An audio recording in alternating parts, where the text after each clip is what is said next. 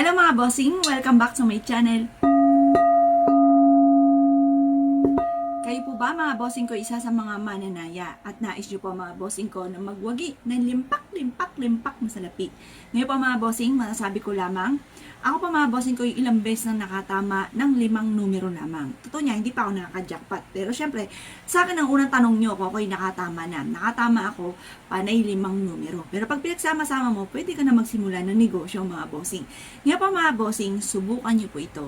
At ito po isa sa mga napaka-epektibong pamamaraan para tayo ay swerte. Sa lahat, kung ikaw mananaya, kung ikaw ay negosyante, pwede niyo po itong gawin mga bossing. Kung isa ka sa maraming pangarap sa buhay at isa ka rin sa mga mananaya, subukan niyo puntayan ito mga bossing ko at ito ay mapapansin niyo na siksigliglig at umapaw at maraming blessing ang darating.